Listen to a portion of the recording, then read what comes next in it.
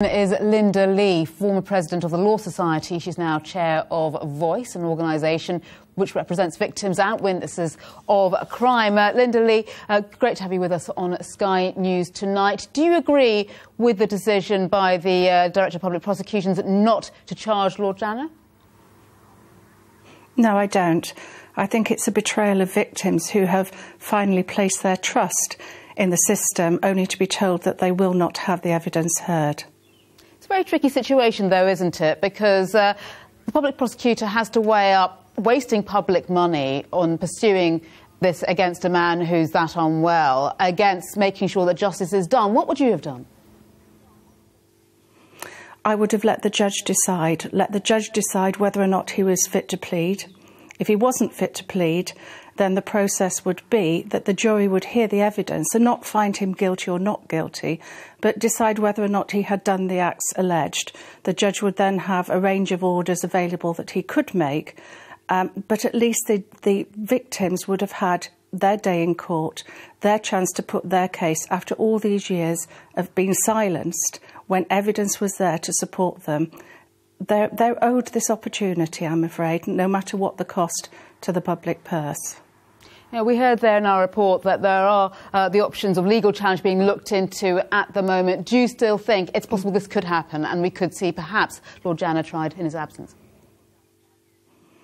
I hope that the victims will ask the CPS to review the decision, which they're entitled to do, and that the CPS will think again. There are other remedies, but those are even more costly, and I think this is something where the CPS should look again at its decision.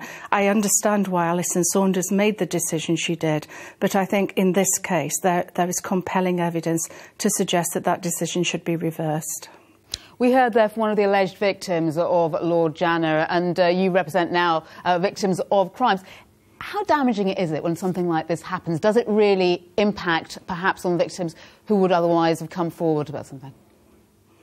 Absolutely. In Northamptonshire, we've set up a special helpline for victims of historic sex abuse and current sex abuse crimes with the Rape Crisis Centre. They have specialist counsellors who will assist when people make that first step, because it's very hard for victims to come forward and they need access to all sorts of help, not just legal help.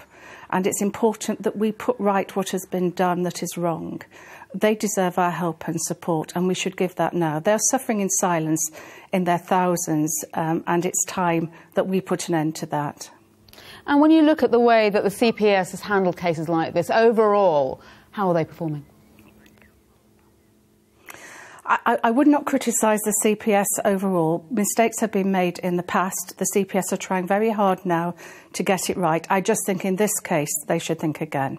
Yeah, Alison Saunders has faced a lot of criticism in the last few weeks, not only for this but for other things as well. How is she performing in her role overall? Is her credibility being damaged by this? I think, unfortunately, this decision has caused her some damage, but it's not too late to put it right. And we were talking a bit earlier about the fact that obviously they've had to weigh up the decision in the light of the resources that are available. I mean, are public prosecutors suffering because of a lack of resources, and is that impacting, therefore, on cases like this, the detriment of public opinion?